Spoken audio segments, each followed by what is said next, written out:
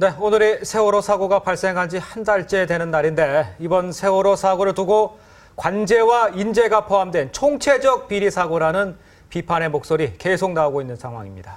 네, 이번 세월호 사고가 우리 사회와 정부에 시사하는 점이 매우 큽니다. 이에 대해서 김종래 충남대 초빙 교수와 함께 이야기 나눠보도록 하겠습니다. 안녕하십니까? 안녕하십니까? 네, 박근혜 대통령이 이제 대국민 담화 발표를 이번 주에 하면 좀 개혁안 같은 것이 좀 나오고 좀 사태가 이제 본격적으로 수습되는 국면이 되지 않겠습니까? 어떻게 보십니까? 글쎄요, 그 대책이 나왔다고 다 수습이 될런지에 대해서 저는 의문입니다. 네.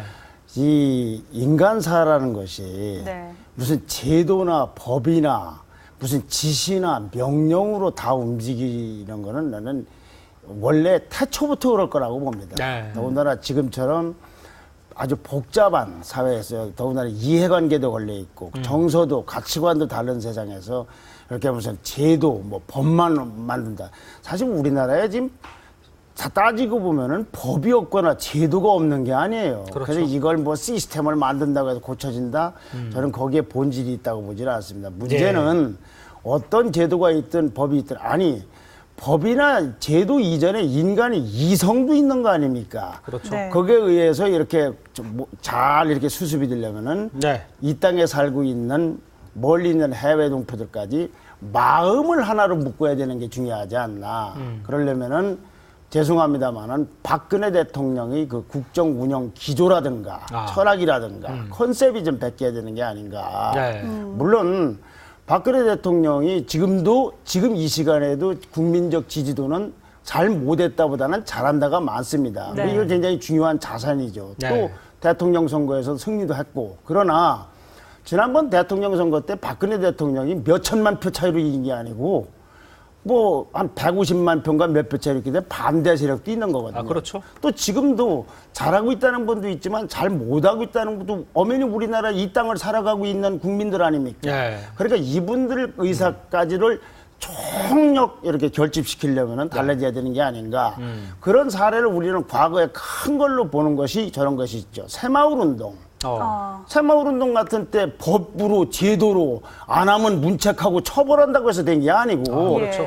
국민들 마음이 움직인 거 아닙니까? 또 대통령 직선제 관철 때도 보면은 대통령 직선제 안 하면 어떻다고 뭐 김대중 대통령이나 김영삼 씨가 무슨 뭐 백성들한테 무슨 뭐 제도나 법으로 얘기한 게 아니라 마음을 묶은 거 아니겠습니까? 예. 어느 쪽이든 민주화 세력이든 산업화 세력이든 박근혜 대통령도 이렇게 마음을 묶는 거 이게 없으면 담화문 많이 내놓고 온갖 훌륭한 얘기 다 해봐야 동참이 안 되면 안 되는 거 아닙니까? 네. 혼자 이룰 수 있는 건 절대 불가능하거든요. 네. 옛날에 절대 왕조 시대에도 불가능했던 걸 지금 와서 이렇게 제도만 바꾸고 뭐 담화문 내고 사과한다고 저는 될 거라고 보지 않습니다. 예, 그래서 그렇군요. 국정운영 규제가 바뀌어야 된다. 네. 세월호 사고로 드러난 문제 해결을 해야 되는데 일단 국정운영 방식과 기조를 좀 전면 재검토할 필요가 있다는 말씀해 주셨잖아요. 그렇죠. 좀 어떻게 하는 게 좋을지 키워드로 그래서 설명해 몇 가지 주신다고요? 정리해봐서 물론 전제는 대통령이 잘하고 있는 부분도 있고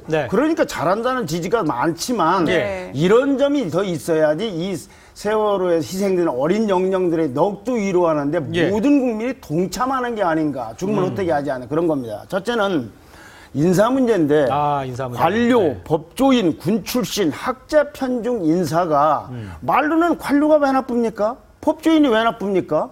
군 출신이 왜 나쁩니까? 학자가 왜 나쁩니까? 그런데 우리나라에서 지금 발견되는 관료, 법조인, 군 출신 학자들은 규범적인 의미로 우리가 기대하는 의미의 그런 자질을 가지고 국가 이 발전이라든가 단합이라든가 이런 문제에 정말로 능력과 소신을 발휘하고 있느냐. 이게 아니라면 이제 이렇게 이분들만 편중해서 할 인사가 아니라 예를 들면 정치인도 뭐 다른 사람도 반대 세력도 그렇게 총력동원 체제로 이 인사를 해야 되는 게 아닌가. 그런 뜻을 말씀드리는 겁니다. 그 다음에는 어떤 것이 있을까요? 두 번째는 보시죠. 만기 칠남 받아쓰기 정부 얘기입니다. 대통령이 혼자 왕이 돼서 다 하는 듯한 모습.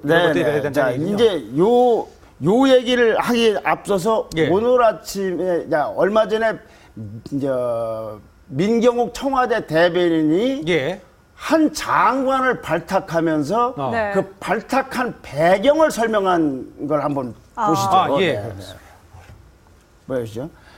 자, 강병규 내정자는 예. 안행부 장관입니다. 현 네. 내정자는 업무 전반에 걸쳐 예. 풍부한 식견과 경험이 있으며 부처와 국회 등 대외기관과 협조가 원활할 뿐 아니라 타인의 의견을 경청하는 수평적 리더십과 조직관리 능력을 갖췄고 이렇게 해서 인천시장으로 출마하는 유정복 장관의 후임으로 이분을 추천했다, 내정했다는 것을 청와대에 있는 민경욱 대변인이 공식 발표를 한 겁니다. 네. 자, 그런데 이 강병규 장관이 세월호의 와중에서 어떻게 행동했는가라는 건 오늘 아침 조선일보를 한번 그렇죠. 보죠. 네. 예. 세월호 뉴스 나올 때까지 안행부 장관은 몰랐다. 비서실장이 뉴스를 보고 알려왔다. 시청자 입장에서 알려온 겁니다. 그러니까 업무 라인에 있는 게 아니고 텔레비 보다가 나왔다는 거죠. 해경청장에 전화 걸었지만 청장도 사고 상황을 몰랐다. 아까 그 민경욱 대변인이 얘기한 그분과 학자 편중, 관료, 법조인, 군 출신 중심으로 했던 인사하고 여기하고 어떤 괴리가 있습니까? 이렇게 알았으면 그렇게 민경욱 대변인도 설명할 수가 없는 거 아니겠습니까? 네. 그럼 이걸 구체적으로 예. 그럼 그날 당시에 있었던 일을 한번 표를 한번 만들어 봤습니다. 아, 예. 자, 9시에 목포 해경에 사고가 최초로 접수가 됐습니다. 예. 이때 안 장관은 천안역에 도착을 합니다. 이 경찰 이 간부부장 졸업식 때문에. 예. 원래 있던 스케줄이었겠죠. 진도에서 선장이 판단해서 탈출시키라고 이제 거기서 이제 우전이 올라가게 했을 거 아닙니까? 그렇죠. 그때 사고 보고를 받았다는 거죠. 9시 25분. 네. 그리고 선체가 수직으로 이제 기울어져 가고 있는 겁니다. 경찰 교육원장과 환담, 그리고 경찰 간부 후보생들 졸업식에 참석했다 이건다. 학생들이 마지막 카톡 메시지에서 기다리래라고 하는 카톡이 이제 가족들이나 이렇게 왔을 때 우수 졸업생 상장을 수여하고 있었다 이거죠. 그다음에 탈출자 구조 선체 진입 시도도 못하고 있는 상황에서 여기서 드디어 장관님의 치사 또는 말씀이 있었다는 얘기죠. 저 그다음에 긴박한 상황에. 그렇지. 선체가 전복되니까 기념사진, 그 시간에 기념사진 촬영했다. 그 이후에도 강 장관은 또 이제 왔다가 팽덕항에 갔다가 대통령이 중앙 재해대책본부 오는 데는 또 거기서 부랴부랴 진도에서 올라왔는데 그때는 이미 대통령이 떠난 뒤여서 참석도 못하고 이날 하루에 이렇게 보낸 분이 정말 수평적 리더십과 업무에 출중하고 조직관리 능력이 대단한 분이다 이런 얘기죠. 이 대형 여객선이 가라앉고 있는 상황에서 안전행정부 장관의 행적이라고는 도저히 믿어지지가 않아요. 행정안전부도 아니고 안전행정부로 바뀐 뒤에 두 번째 장관이 이렇습니다. 그래서 이런 일들이 아까 말씀드린 그런 편중 인사이기 때문에 예. 이제 아까 말씀드린 대로 만기 칠남과 받아쓰기 정부. 여기 이제 거기에 대한 만기 칠남이라는 건 옛날에 이제 왕이 이제 모든 일을 챙긴다. 뭐 예. 이제 옛날 말에서 따온 얘기입니다만 대통령께서 이 정말 진정성을 갖고 막 열심히 정말 뭐 퇴근하셔서도 보고서를 읽고 국민들을 생각하는 것이 낙인만큼 진정성 갖고 하고 있는 거 아닙니까? 예. 그런데 이제 결과적으로 이것이 남에게 만기칠남으로 보일 경우에는 의도와는 달리 효과가 많지 않을 수도 있다. 이렇게 되면 바로 받아쓰는 장관들이 나온다. 그렇겠군요. 네. 네. 그러니까 여기도 한번 이제 조선일보 사설을 한번 보시죠. 예. 자, 14일자 사설에 나온 겁니다. 국무회의 토론도 토론이라는 것도 멍석을 깔아줘야 하는 장관들이 나온다 이런 얘기. 이것이 관료, 법조인 이런 인사 이런 분들이 이렇게 하고 있는 거다 이거죠. 네. 국무회의 토론도 멍석 깔아줘야 하는 장관. 다음 주 보여주시죠. 네. 그랬더니 이와 같은 받아 적는, 받아 쓰는 장관들, 그리고 지난 일기 동안에 했던 이 장관들이 한 것이 별로 기억이 남지 않지 않습니까? 네. 그리고 이번에 새 여야의 원내대표가 나왔는데 이완구 대표는 엄연하게 친박으로 알려져 있는 분이고 새 사령탑입니다. 이분이 라디오에서 한 말이 일기 내각은 소신과 전문성, 책임의식이 결여되어 있고 대통령의 국정 철학에 대한 이해가 부족했다. 2기 내각은 전반적 대책을 마련할 수 있는 정무적 판단까지 겸비한 인사들이 포진해야 된다. 라고 완전 하고 개각을 해야 된다. 네. 얘기네. 아니 개각을 해야 되는데 어떻게 개각을 해야 그렇죠. 되느냐 네, 얘기고 박영선 원내대표는 야당이 이게 좀 우리가 또 여당 쪽에 사람들은 기분 나쁠지 모르지만 거국 중립 내각을 해야 하느냐 그렇다 그렇지 않으면 전국의 파도를 쉽게 넘지 않을 것을 본다. 예. 이런 요구가 여야의 상권 분립 사회에서 지금 앞으로 향후 국회를 이끌어갈 원내 새 사령탑들이 목소리인 것, 이거는 대통령이나 대통령 주변 사람들이 들어서 지금까지 왔던 국정 운영 기조와는 좀 달리 가야 되는 게 아닌가 하는 생각이 드는 거죠. 예, 그렇군요. 네, 두 번째 키워드까지 저희가 알아봤는데 세 번째로 세 넘어가 번째 보도록 보시죠. 하겠습니다. 세 번째 보여주시죠. 네, 5년 담임 복찬. 국정교수. 자, 이 대통령 취임하시면 이 정부가 내놓는 정책이나 보면 어마어마하게 많습니다. 네. 뭐 애교적인 걸 놔두고라도 뭐 규제를 뭐를 하고 그냥 참 대단한 좀 의욕적인 다부진 네. 목표를 제시하고 있습니다. 네. 근데 문제는 영구 집권하는 게 아니라 5년 담임입니다. 예. 벌써 1년 이상 지났지 지났죠? 않습니까? 예. 초대 정부 조직법 인사 파문 때문에 세월 지난 게 많지 않습니까?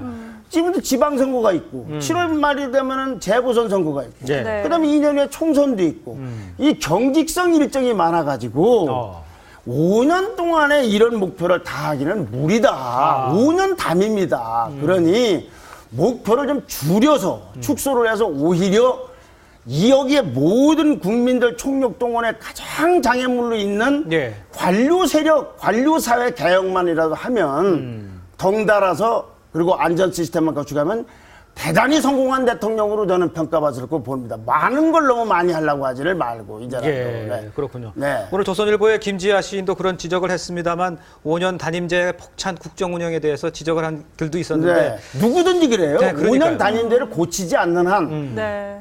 두 번 하지 않는 한 한 번에 모든 걸 다 할 수 있는 건 아니에요. 예, 그거를 이해를 참모들부터 해야지. 너무 많은, 저도 여기 와서 발언 시간을 하루 주는 게 아니라 일부 주는데 그 시간을 어떻게 다 얘기를 합니까? 그렇겠네요. 네. 목표를 축소하더라도 아무튼 간단한 목표라도 달성을 하는 부분을 좀 저희가 먼 중점적으로 훗날 해야 될것 그러면 같아요. 평가받을 수 있는 건 저는 반드시 관료 이 세력들 이 부분이다 네. 했거든요. 그것도 저 조선일보 보면 또 나와 있는데 어제 CG가 지금 준비가 되어 있는지 모르겠습니다. 네. 자, 과장이 부사장 되고 네. 주사가 전무되고 해피아이 재취업 코스가 이렇다는 겁니다. 해수부에서 산하기관 민간기업 올라가서 이렇게 처음에 과장이 부사장으로 올라가고 주사가 전무로 간다 이거죠. 그러니까 중하직 B급이 이제 산하기관 가서 이제 높은 데로 올라가는 민간기업이. 그러니까요. 그런데 관료들 얘기를 해피아는 좀 작은 데입니다. 여기보다 훨씬 큰 경제부처가 많습니다. 그렇죠. 이분들이 산하기관만 가는 게 아니고 민간기업에까지 가서 이렇게 하고 있다 이거죠. 그러니까 이걸 고쳐놓으면 관료가 못된 사람이든 또는 자랑스럽게 공직생활을 하는 분이든 자 이제 우리가 질끈 동여매고 한번 세월호 참사를 정말로 국가건설에 만들자 이게 되지. 이런 걸 놔두고 보면 안 된다. 근데 이런 것만이라도 고치는 것이 중요하지. 네. 뭘 하고 이거 감당하기 어려워요. 네. 그 지금의 관료 세력들이 그걸 또 감당할 만한 의사가 있는지도 또 의문이고 다 그런 건 아니겠습니다만은 예. 일부 관료들이 말이죠. 자, 어떤 방식으로 재검토를 해야 될지 지금 지적해 주시고 계신데 마지막 키워드 한번 볼까요? 네. 불통 논란입니다. 네. 자, 불통이냐 아니냐가 논란됐다는 얘기는 적어도 불통이라고 생각하는 사람들이 있다는 얘기 아니겠습니까? 많거나. 네. 다수는 아닐지 모르지만. 네. 그런데 대통령께서 어떻게 모든 사람하고 소통하는 방법, 그거는 이론 아닙니까? 4천만 명하고 일일이 어떻게 통하는가? 그 4천만 명을 대변하는 목소리는 미우나 고우나 여의도에 있는 겁니다. 국민들이 뽑은 거 아닙니까? 네.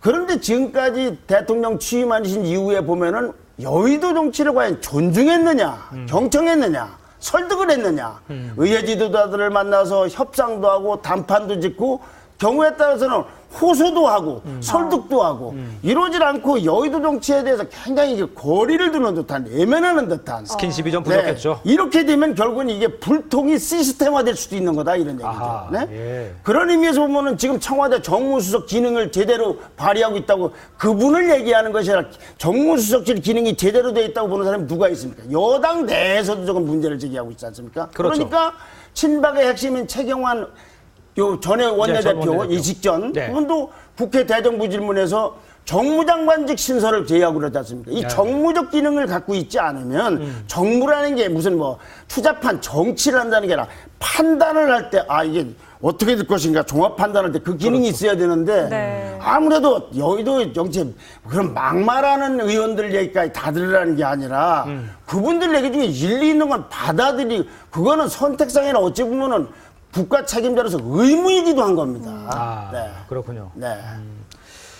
자, 오늘 말씀 여기까지 듣겠습니다. 오늘 김정래 교수와 이야기 나눠봤습니다. 고맙습니다. 고맙습니다. 감사합니다.